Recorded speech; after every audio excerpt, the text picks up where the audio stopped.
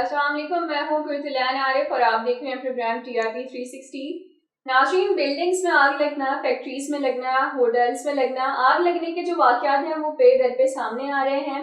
ایک اور بلڈنگ میں آگ لگی ہے جس کی بیسمنٹ میں چیزب کا گو ڈاؤن بنایا ہوا تھا، اور یہ گو ڈاؤن بھی بالکل ہم کہہ سکتے ہیں کہ غیر قانونی تھا، اور اس کے بعد اب پوری بلڈنگ اس سے افیکٹ ہو رہی ہے۔ 170 خاندان اس بلڈنگ میں رہ رہے تھے، اب وہ کہاں جائیں گے اور اس پہ ہماری انتظامیہ کیوں خاموش ہے؟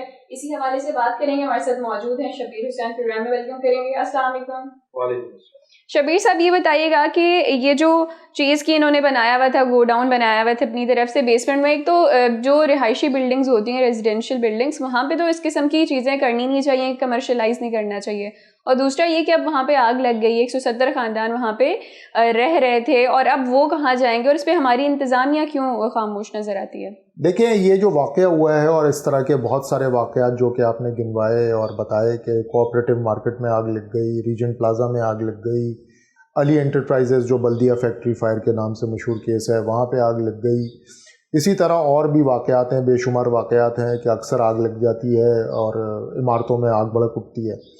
میں تو کہتا ہوں کہ خاص طور سے پرٹیکولرلی اس واقعے کے بعد ایک عمارت ہے جہاں پہ فوری طور پہ آگ لگ جانی چاہیے، یا کسی کو لگا دینی چاہیے، اور وہ ہے سندھ بلڈنگ کنٹرول اتھارٹی کی عمارت، جن کے ذمہ ہے جو NOCs دیتے ہیں ان عمارتوں کو کھڑا کرنے کی، پھر وہاں پر کون رہائش پذیر ہوں گے، یعنی کہ وہاں کے ٹیننٹ کون ہوں گے جن کو کرائے پہ وہاں پہ گراؤنڈ فلور دیا جاتا ہے کمرشل یوز کے لیے، اور وہ کمرشل یوز جو ہے آپ دیکھیں، جیسے کہ اس میں بات سامنے آئی کہ وہ پارکنگ کی اسپیس تھی جہاں پہ گوڈاؤن کے لیے جگہ دے دی گئی۔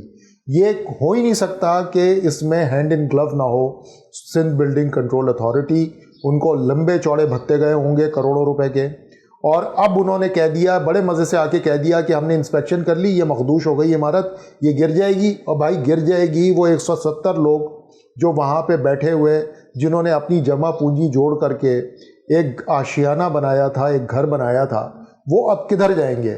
یہ وہ لوگ، اور بائی دا وے قرت میں آپ کو بتاؤں کہ یہ وہ لوگ ہیں جو کہ متوسط طبقے کے لوگ ہیں، کھاتے پیتے لوگ ہیں، یہ کوئی غریب لوگ نہیں ہیں۔ انہوں نے 3.5 کروڑ روپے کے فلیٹس لیے ہیں، لیگل طریقے سے لیے ہیں، لیزڈ زمین کے اوپر لیے ہیں، یہ نسلہ والا معاملہ بھی نہیں ہے۔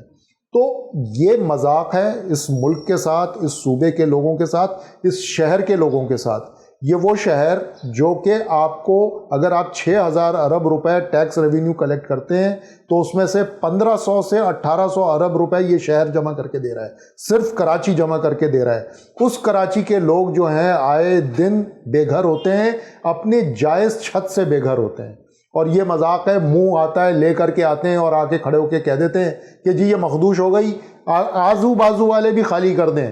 یعنی کہ ایک تو وہ بلڈنگ تو گئی، اس کے برابر میں اگر کوئی عمارت ہے تو وہاں کے لوگ بھی اب نقل مکانی پہ مجبور ہو جائیں۔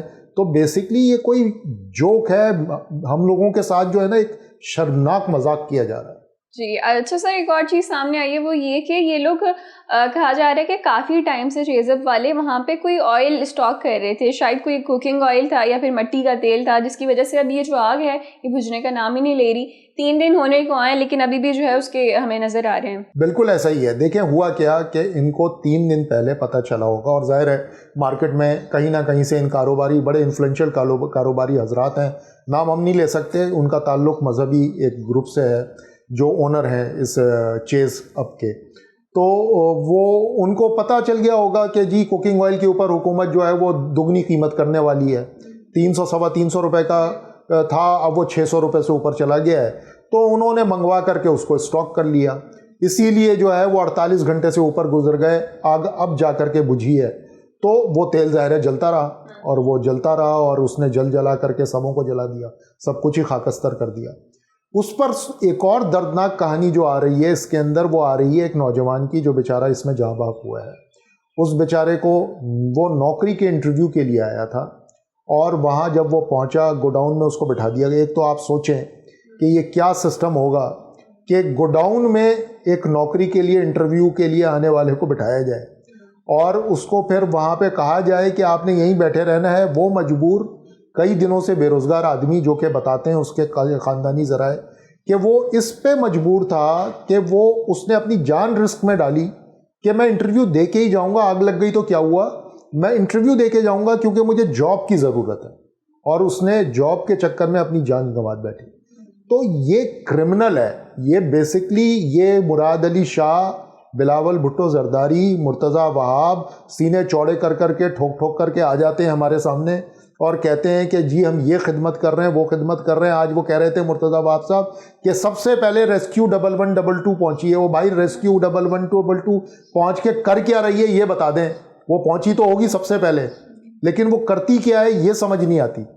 تو یہ ہم لوگوں کے ساتھ اور سبوں کے ساتھ یہ مذاق ہے. نسلا ٹاور میں یہی سلسلہ تھا, یہی کرمنل سائلنس تھی اس سندھ حکومت کی. پیسے یہی کھاتے ہیں. یہ میں آپ کو بتاؤں کہ ہمیں یہ بولنا چاہیے اب سینہ ٹھوک کے, جیسے یہ بے شرمی کے ساتھ سینہ ٹھوکتے ہیں نا, ہمیں تو پھر بھی شرم لحاظ ہے. ہمیں سینہ ٹھوک کے بولنا چاہیے کہ یہ ہیں وہ لوگ جو کرمنلز ہیں, یہ پیسے کھاتے ہیں, اور پیسے کھا کر کے یہ بلڈنگز بننے دیتے ہیں, پھر یہ گوڈاؤنز بننے دیتے ہیں, یہ ان تاجروں کو غیر قانونی طریقے سے ان بیسمنٹس کے اوپر سٹاک کرنے دیتے ہیں چیزیں, اور جب لوگوں کے اوپر عذاب آتا ہے تو یہ ادھر سے ادھر منہ دیکھ رہے ہوتے ہیں ایک دوسرے کے. شبیر صاحب, اس سے پہلے ہم دیکھتے ہیں کہ نسلا ٹاور کا تھا کس طرح وہاں پہ لوگوں نے اپنے پیسے جمع کر کر کے اپنے فلیٹس خریدے تھے, اور اس کے بعد اس بلڈنگ کو مسمار کر دیا گیا تھا. اب اس بلڈنگ میں بھی لوگوں نے, جو لوگ تھے انہوں نے اپنے فلیٹس خریدے ہوئے تھے, وہاں پہ رہ رہے تھے, اور اب جو ہے وہاں پہ آگ لگ گئی ہے, اور لوگ جو ہے وہ ظاہر سی بات ہے جن کے پاس الٹرنیٹو ہوگا وہ تو کہیں اور جا کے رہ لیں گے, لیکن جو نہیں کر سکیں گے ان کا کیا ہوگا؟ تو آپ کو کیا لگتا ہے کہ ہماری جو یہ انتظامیہ ہے, ہماری سندھ حکومت ہے, یہ ان کو کچھ کمپنسیٹ کرے گی یا نہیں؟ بالکل نہیں کرے گی. ابھی سے آپ لکھ کر کے رکھ لیں, کچھ نہیں کرے گی. اعلانات ہوں گے, ڈیفینیٹلی ہوں گے, کروڑوں روپے کے اعلانات کر دیے جائیں گے, ہوگا کچھ بھی نہیں. یہ در بدر کی ٹھوکریں کھائیں گے. آپ کو یاد ہوگا کہ نسلہ جب مسمار ہو گیا تھا, اس کے بعد مجھے اب آج تک وہ نہیں بھولتا کہ وہ 2 بہنیں تھیں جنہوں نے, جو غیر شادی شدہ تھیں, ساری زندگی انہوں نے ٹیچنگ کی جاب کی تھی, پیسے جوڑ کے فلیٹ خریدا تھا. ان میں سے ایک خاتون جو ہیں اس کے بعد ہارٹ فیل ہو کر انتقال کر گئی. ایک اور جاننے والے تھے ہمارے, وہ بھی ٹیچر تھے, انہوں نے پیسے جوڑے تھے, فلیٹ لیا تھا, آج کل وہ مائیگریٹ کر گئے. اس کے بعد انہوں نے وہیں لائیو پریس کانفرنس میں اعلان کیا تھا کہ میں پاکستان چھوڑ کے جا رہا ہوں, ایسے ملک میں رہنے کا فائدہ کیا ہے جہاں پر ہم سے چھت چھین لی جائے. ایگزیکٹلی ایسا ہی ہوگا یہاں پر. کچھ لوگ خدا نہ خواستہ کچھ لوگ جو ہیں وہ بیچارے اللہ میاں کو پیارے ہو جائیں گے ڈپریشن میں جا کر کے.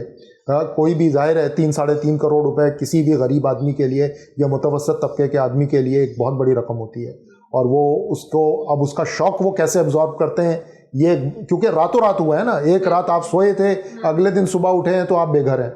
تو یہ شوق وہ کیسے ایبزارب کریں گے.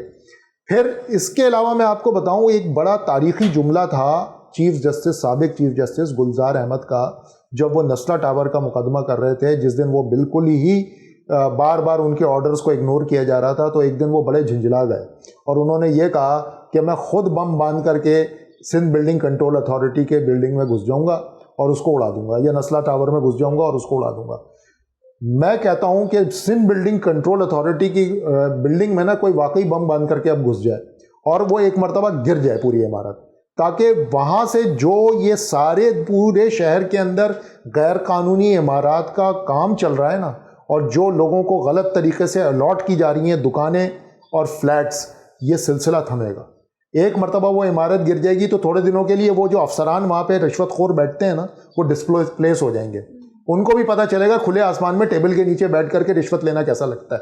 لیں گے تو وہ اس وقت بھی رشوت, لیکن وہ کھلے آسمان کے گرد جب نیچے بیٹھیں گے, دھوپ اور مٹی ان کے اوپر پڑے گی تو ان کو تھوڑی تکلیف کا تو احساس ہوگا. جی ناظرین, یہ تھا ہمارا آج کا پروگرام. پھر حاضر ہوں گے نئے موضوع کے ساتھ. تب تک کے لیے اجازت دیجیے. اللہ نگہبان.